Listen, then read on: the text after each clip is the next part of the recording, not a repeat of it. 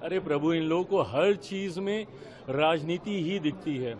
क्यों संग बीजेपी और हम लोग नहीं है क्या एनडीए में? और ये आरक्षण किसी के कहने से समाप्त होने वाली चीज है क्या? संवैधानिक अधिकार है ये।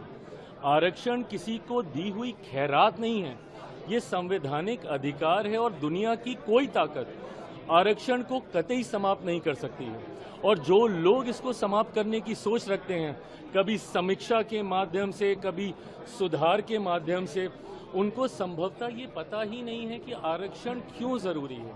आप जब शेड्यूल ट्राइब्स की आप बात करते हैं, बहुत आसानी से कह देते हैं कि भाई इन लोगों को क्यों आरक्षण के साथ जोड़ा जाए, बट आज भी ऐसी घटनाएं होती हैं। खड़गे साहब के साथ क्या हुआ था? उस मंच पे गए थे, उस मंच का शुद्धिकरण किया गया ना।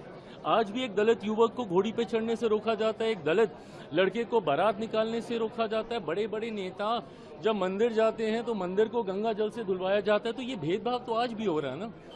और ये वही अनुसूचित जाति है जो छुआछूत का शिकार रही है। भारत के संविधान में जब आप शेड्यूल कास्ट को देखते हैं, ये ऐसी कास्ट है जिनको शेड्यूल किया गया है, जिनका आधार छुआछूत था, जिसकी वजह से इनको गांव से बाहर रखा जाता था।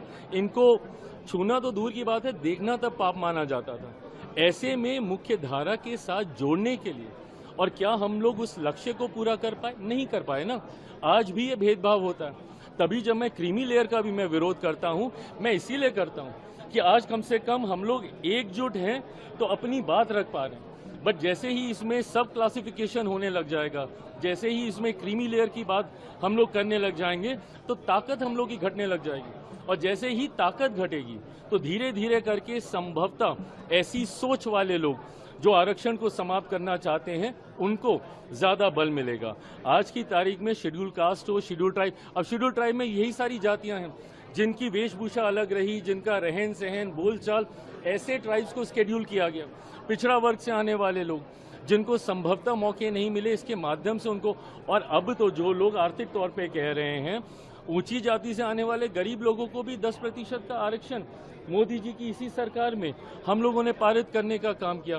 तो जो लोग ये सोच रखते हैं कि आरक्षण पे चर्चा होनी चाहिए, सुधार होना चाहिए, समीक्षा होनी चाहिए, बाबा साहेब की सोच से बनी हुई ये व्यवस्था है और दुनिया की कोई ताकत इसको, और मैं जब तक हूं, मैं इतना तो मैं पूरे गारंटी के साथ कह सकता हूं कि जिस सरकार में चिराग पासवान है, रामविलास पासवान जी का बेटा हूं, कतई इस व्यवस्था को बिगड़ने नहीं दूंगा।